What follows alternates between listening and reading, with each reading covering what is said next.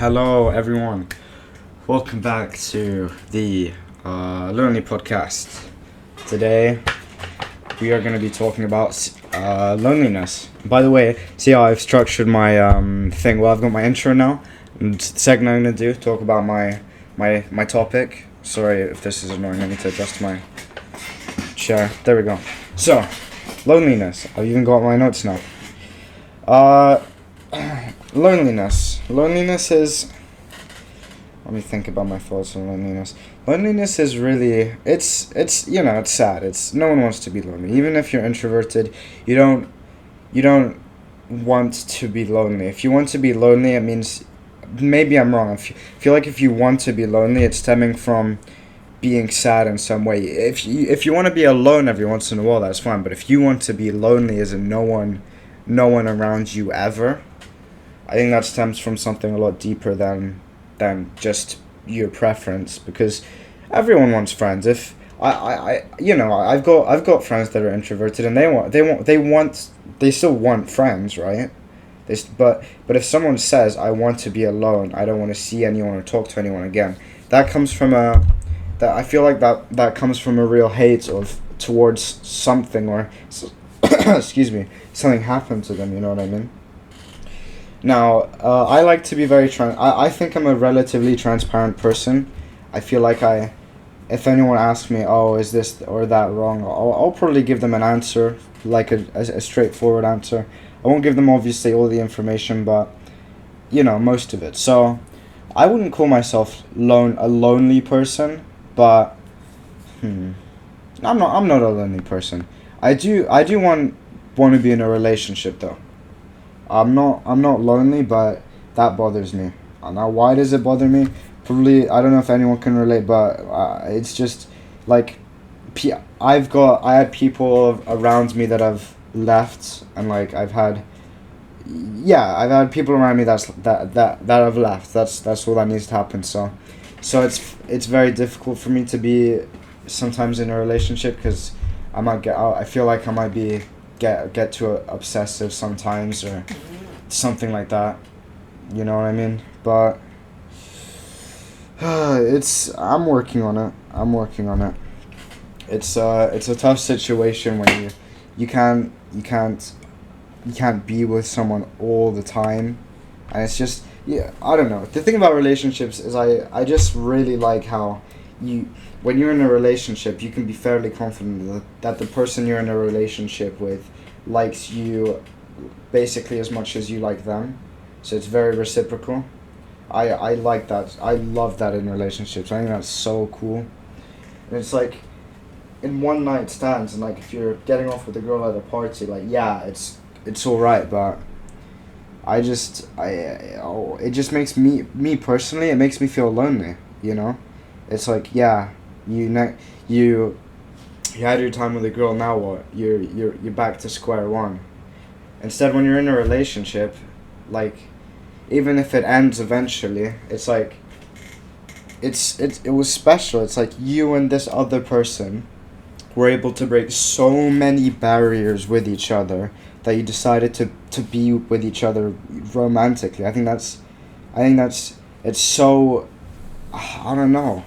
And me being a 16-year-old, it's not very valued in, my age group. I remember I told one of my friends, oh yeah, getting off with some girl is like really nothing compared to being in a relationship, in my opinion. He looked at me like weirdly, like, alright, what?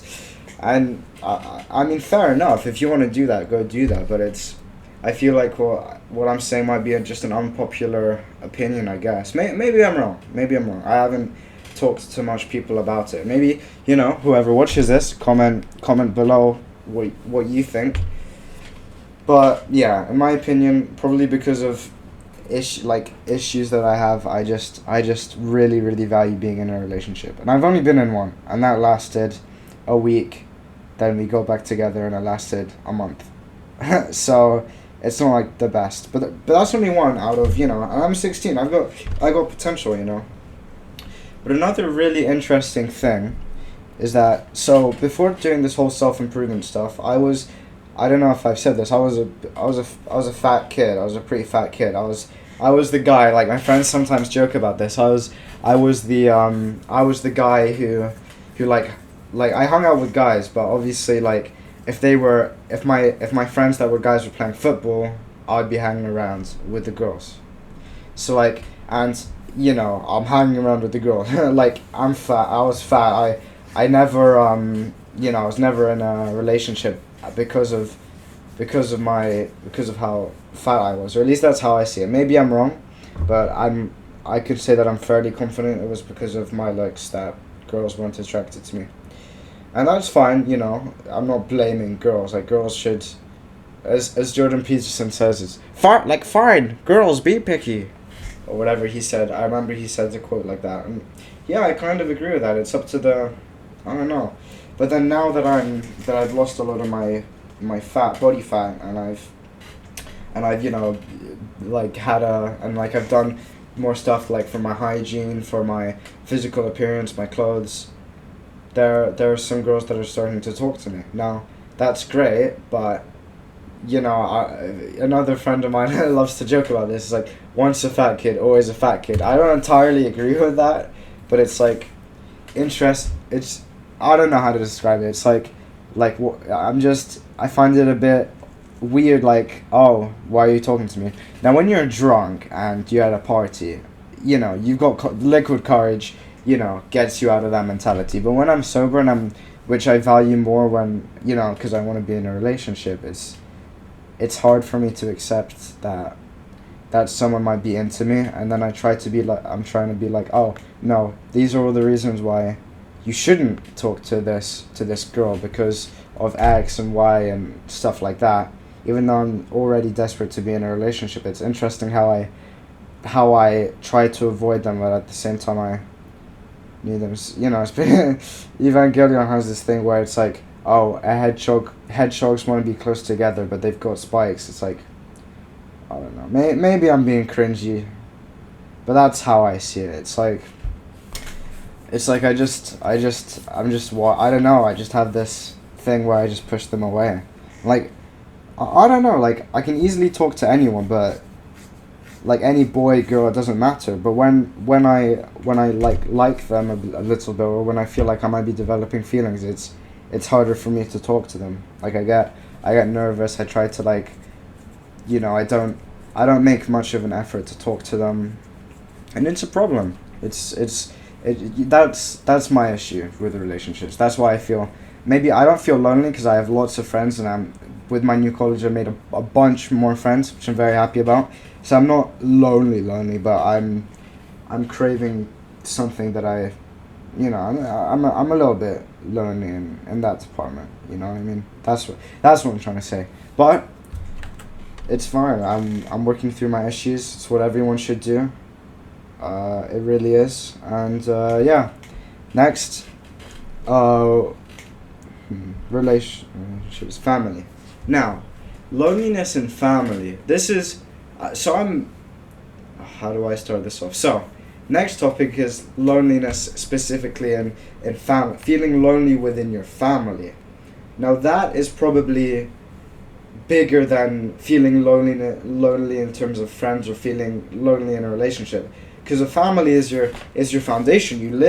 Hopefully you live with your family, or at least you live with people that you would call family. I think that's probably most important. If you don't feel safe in your family, or if you don't feel like if you don't feel like your family has your back, or you don't feel, if there's something missing in the relationship in your family, that's I think a bigger problem. And usually not feeling welcome in your family, or feeling a bit lonely in your family leads you to feel lonely in other areas. I would say that I don't really feel very lonely in terms of my family, even though like I don't like, there's a bit, obviously there's family issues, so there's some parts of my family, there's loneliness and stuff like that, but overall with my direct family, my mom, dad, and my sister, I don't feel very lonely. Obviously we have our issues, but I don't feel very lonely. There's obviously issues, but yeah, I don't feel lonely. I'm trying to be very introspective, sorry. and I would hate for me. I would hate to know that my family, any of my family members feel lonely. You know what I mean? I'm sure some of them do from time to time, but it like it upsets me to think that. But I honestly, in terms of in that department, if I'm happy with if I feel fine not being lonely with my family, I feel like I need to make more of an effort to talk to them about it, which is hard. It's especially with family. See, I'm very open and honest, but even with my family, I would say I'm relatively open and honest with my family as well. I tell them like almost, yeah, abbreviation on almost, everything about me. But I feel like when it comes to confrontation, I come from, I would say I come from my family, but I'm talking more in the sense of, I don't know, if it's not between me and my other family member, I feel like I have a hard, and I see that they're in some sort of struggle. That's harder for me to talk to about them. I do try to sometimes, and I should be trying harder, but yeah, it's like, I don't know, it's a slippery slope. I don't know if it's, which is, I don't know, which is weird because I'm an open person, but in that department I feel like I might be lacking. Maybe I'm wrong. Maybe I'm not lacking at all, but I just feel like I could be doing more, and maybe me feeling that way is most likely the truth. Might not be, but it's likely that it is. But it's with touchy situations. It's like, how do you go around that? You know what I mean? How do you yeah? How do you go around that? I don't know. It's tough. Obviously, no matter what, I'm in a very fortunate position. So, even though all of these are complaints and issues, relatively speaking, I'm not alone. I've got a great family. I've got a great house. I've got great friends. I don't have a girlfriend, which upsets me. But apart from that, I really don't have anything to complain about. I have the fact that I have time to do this podcast. Is enough to show that I'm clearly able. Yeah, that's my point. Now, next topic, which I think is really interesting, is loss, which kind of ties into loneliness.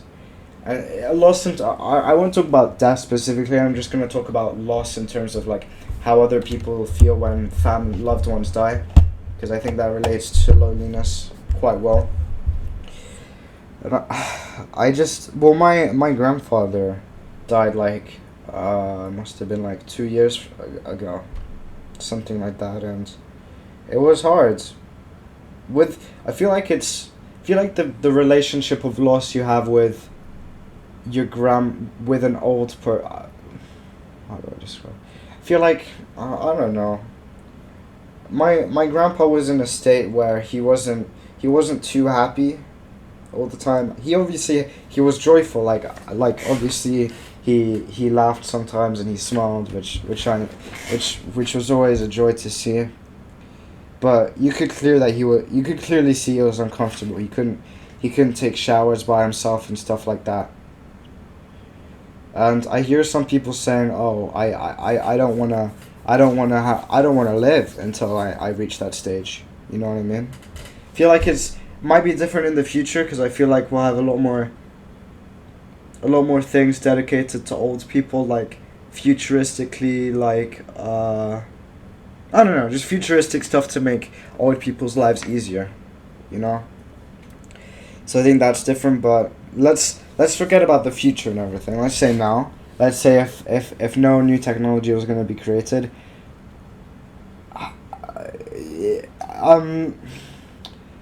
I feel it's like, okay, my grandpa doesn't have to, it's sad that he died, but at least he doesn't have to live in this constant state of needing something from someone else. If I could see that he was clearly like not the happiest in the world, and it derives from that, maybe I don't know. I'm not trying to say that it's a good thing that he died, but I'm trying, because I wish he was still alive, but I'm trying to say that maybe it might sound awful. I hope it doesn't sound awful, I'm just trying to say maybe there's a net positive in, it's like the story of wanting to be immortal. I think there's a Greek story about, oh, he got immortality. A few hundred years went by, he was happy, but then eventually he was reduced to a grape, because he wasn't dead, but he was immobile. I don't want to be in that situation. I know that for sure. But yeah, I mean, that's from a person looking at death from in terms of, oh, how does it affect me when someone close to me dies? It depends. Like, for example, if this is morbid, trigger warning. If one of my close family members, like my sister, died, I would be shook. I would be wrecked. If let's say I had a girlfriend, she died, or if one of my friends died, that's different because they're young. Because they're young, they have potential to grow as people and evolve, and knowing that their life was cut short, it would wreck me. It would wreck me. I would feel awful, and I'm sure it's like, yeah, no shit, you would feel awful, but like, yeah, I'm just trying to say that there's a kind of there's a kind of not relief, but there's a kind of, okay, your life has come to an end. I hope it was fulfilling when an old person dies, but when someone young dies, it's a different feeling, It's hard. It's a tough pill to swallow, and relating it back to loneliness, it makes you feel awfully lonely. If I had a wife who died, I would feel like you're lonely for years now, and that's not even experiencing true love. I already feel like, oh, okay, yeah, if this happens to you, Waleed, you're gonna be shook for a long ass time. It's like, how do you move on? And I guess this relates to grief. It's like the stages of grief. I'll talk about that. That'll be a separate podcast for you. I think that's interesting. But yeah, just the feeling.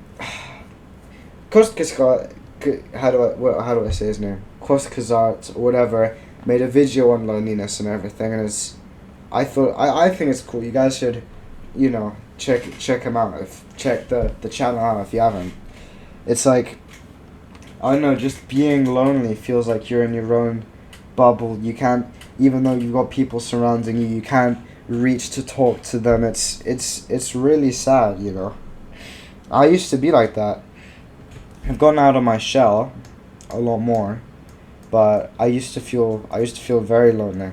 I feel less lonely now, but I still feel, yeah, I told you my issues. Doesn't matter too much. They're, relatively speaking, they're minute. But I don't know. I'm pretty sure as you grow older, I need to do a check. I'm gonna search this up, but I need to have my own Jamie on the the podcast soon. Do people feel more lonely as they get older? Let's see. Older adults are at increased risk for loneliness and social isolation. Now, this is interesting, alright? This is very interesting that older people feel like they're gonna be more lonely, when today it's the new generations, they're feeling the most lonely and depressed. So if that's the case, we're gonna have a serious issue on their hands for when they grow up, right? Even my generation, it's like, what? The rise of social media is great, but one of the biggest issues is, now, yeah, you're overall, most people are gonna be very much less inclined to go meet people, even though it makes them happier. I hate texting. I hate it. It is the worst form of fucking communication, social communication, whatever, in the world. I hate texting. I hate texting girls that I like. I hate texting my friends. It's a bit more right, because I just send memes to them. But I hate apart from that, I hate texting. I want to talk to even calling someone. I hate that as well. I it's just not for me. It's just not for me. Alright, I wanna see someone. I wanna physically see them, have a conversation with them, and yeah, I just hate it. I hate all of that stuff. It's really not for me. But now, is that for most people? I don't know. Some people are avid texters. People really like to text. Some people really like to call. And I do go on Discord calls with my friends, but in more intimate relationships, like, I don't know. Maybe it's not texting and calling, right? But it's how far into a relationship you are with the other person. Because I'm saying all of this shit and I'm saying, oh wait, when I go on Discord calls with my friends, or when I text my friends memes, I'm fine. Like, I don't really give a fuck. Like, I enjoy it. It's when I'm texting new people, not calling kind of new people, but not as much calling new people. Mainly love interests. All right, that's the bottom line of what I'm trying to say. Mainly people that I might see, like people that I might like. It's a bit more of a slippery slope because I feel, oh, how am I supposed to reply to this? Oh, what am I supposed to say in this call? When I talk to them, it's a lot more natural and normal. You know what I mean? There's no time for stalling. That's how I see it. So, but to be fair, I say that, and when my parents go on long trips, I don't really like to call them, and I don't really text them very much, which is sad. It is sad. When they text me, I text them, but it's not my joy to text too much. You know what I mean? I don't know why. It's like, you're not here. I'm used to talking to you in person. I know this is a substitute because you're gone and you're working and providing for your family, but it's like, it's not